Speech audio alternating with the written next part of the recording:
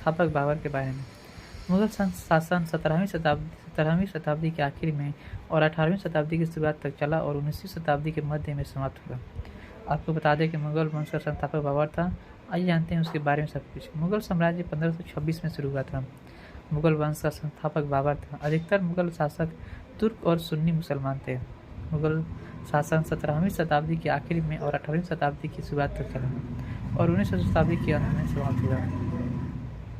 बाबर पर अपने पूरे परिवार की जिम्मेदारी बहुत कम उम्र में ही आ गई थी। अपने पैतृक स्थान परगना को वो जीत तो गए थे, लेकिन ज़्यादा दिन तक वहाँ राज नहीं कर पाए। वे इसे कुछ ही दिनों में हार गए, जिसके बाद उसे बहुत कठिन समय देखना पड़ा और उसने बहुत मुश्किल से जीवन यापन किया।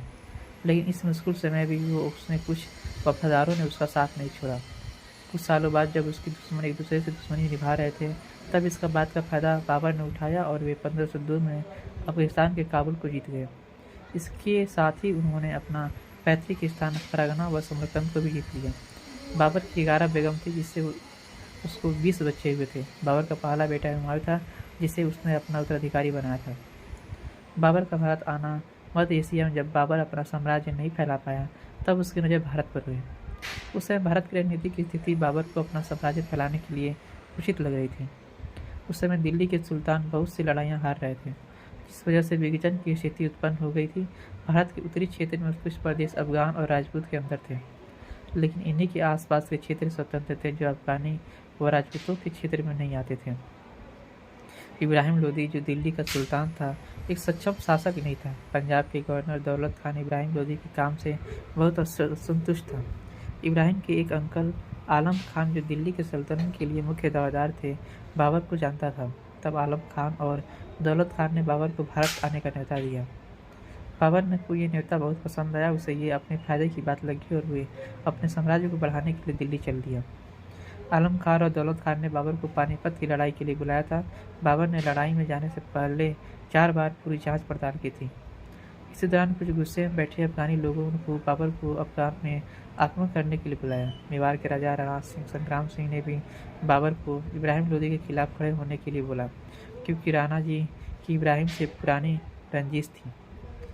इन्हीं सब के चलते बाबर ने पानीपत में इब्राहिम लोदी को युद्ध के लिए ललकारा। अप्रैल 1526 में बाबर पानीपत की लड़ाई जीत गया। अपने को हारता देख इस युद्ध में इब्राहिम लोदी ने खुद को मार डाला।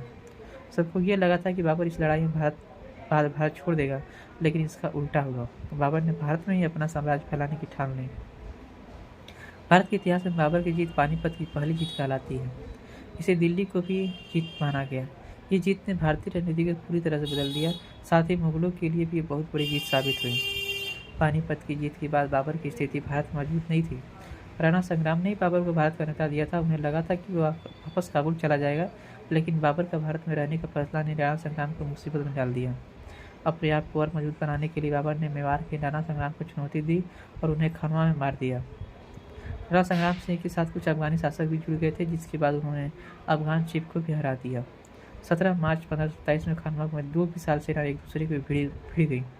राजपूतों ने हमेशा की तरह अपनी लड़ाई लड़ी, लेकिन बाबर की सेना के पास नए उपकरण थे, जिसका सामना राजपूत नहीं कर पाए। वे बहुत बुरी तरीके से हार गए। राजपूतों की पूरी सेना को बाबर की सेना ने मार डाला। राणा संग्राम अपने आप को हारता देख भाग गए और उसने खुदकुशी कर ली। राणा संग्राम के मरने के साथ राजपूतों को अपना भविष्य खतरे में दिखाई देने लगा। इस जीत के साथ लोगों ने उसे हाजी का उपाधि दे दिया। हेलो दोस्तों, आज जानते हैं एवरेस्ट पर्वत के बारे में। एवरेस्ट पर्वत के बारे में बात करें तो यह दुनिया का सबसे सर्वोच्च पर्वत निर्धारित करने के लिए किया जाता है और यह निर्धारित किया गया था सन 1808 में। ब्रिटिश ने भारत का पहला महान त्रिकोणमितीय सर्वे को शुरू किया था। दक्षिणी भारत से शुरू कर सर्वे टीम उत्तर की ओर बढ़ा, जो विशाल 500 यानी 1100 एलबी का विक्रमण एक को उठाकर ले जाने की 12 आदमी लगते थे का इस्तेमाल करते थे, जिसे संभवतः सही माप लिया जा सके। सन 1830 में वे हिमालय के नज़दीकी पहाड़ों के आसपास पहुंचे, पर नेपाल अंग्रेजों को देश में घुसने देने के प्रति अनुचित थे, क्योंकि नेपाल को रणनीतिक और संभावित आक्रमण का डर था। सर्वेयर द्वारा कई अनुरोध किए गए, पर नेपाल ने सारे अनुरोध ठुकरा दिए। ब्रिटिशों को तराई से अवलोकन जारी रखने के लिए मजबूर किया गया। नेपाल के दक्षिण में एक क्षेत्र है जो हिमालय के समांतर में है। तेज वर्षा और मलेरिया के कारण तराई में स्थिति बहुत कठिन थी। 3 सर्वे अधिकारी मलेरिया के कारण मारे गए, जबकि खराब स्वास्थ्य के कारण 2 को अवकाश मिल गया। फिर भी सन 1847 में ब्रिटिश मजबूर हुए और अवलोकन स्टेशन से लेकर 240 किलोमीटर दूर तक से हिमालय के शिखरों का विस्तार से अवलोकन करने लगे। मौसम ने साल में